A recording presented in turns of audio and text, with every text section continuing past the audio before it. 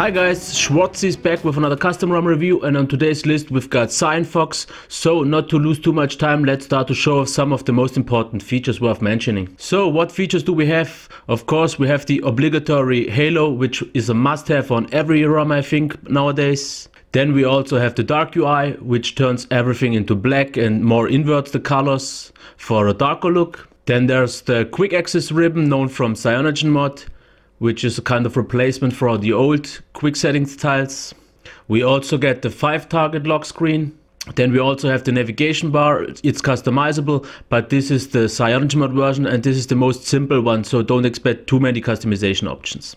You also get a menu point for the screen recorder, which was introduced to KitKat, so you can customize a few things and you can also start recording from a quick settings tile. The themes engine is also available for all the people who want to customize the look and feel of the ROM.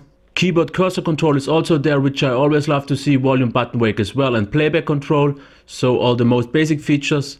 Then you also can customize the power menu, pretty nice as well. The last pretty useful thing worth mentioning would be pulse notification light controls. It gives you the options to control the pulse length and speed, to customize it, so you can change the way your notifications get handled. You can choose a lot of various colors.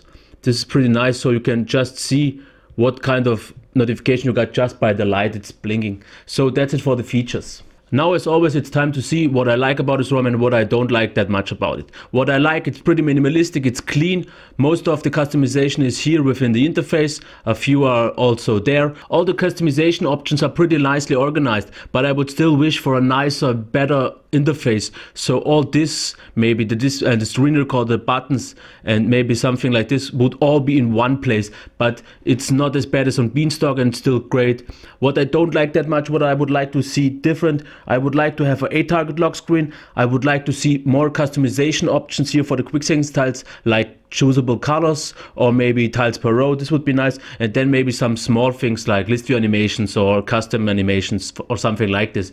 But it has all the basic stuff, not too much fancy stuff. But in overall, if you want a clean, minimalistic looking ROM that offers most of the basic stuff but doesn't overwhelm you in any kind, then this could be the right one for you.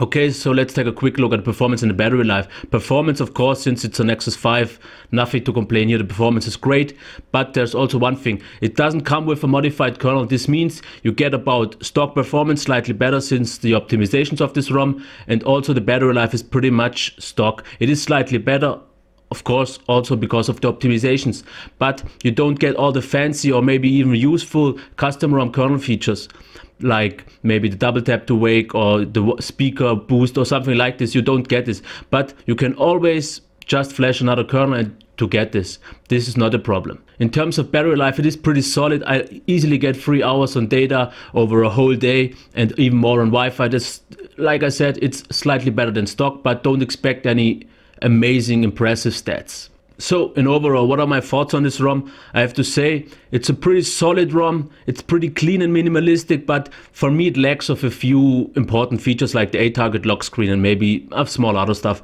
but it's really down to only a few things. About the stability, I had 5 or 6 lockups where the display just wouldn't recognize any touch anymore. It seems like the display had frozen, but it didn't. After maybe 20 seconds, everything went fine again. But on a Nexus 5, I don't really want to see those kind of stability issues. I'm pretty sure this will be fixed pretty soon if it maybe isn't. But overall, it's a pretty solid ROM, definitely daily driver material, but it also slightly fails to stand out or impress too much. There are better ROMs out there, ones with more features, ones that are more polished, ones with better speed and better battery life. So if you want to stay pretty close to stock, pretty clean and not overwhelmed with features, then this is the right one for you. But if you want the best ROM, the best battery life, the most features and the best stability, then this maybe isn't the one, but at least it's worth looking at it. Okay, so that's it for my CyanFox custom ROM review. As always, you know the drill. Please give me a thumbs up, reshare this video and subscribe to my channel. And if there's anything else, you know, you always get an answer from me, just leave a comment. So for now, that's it. I'll be back.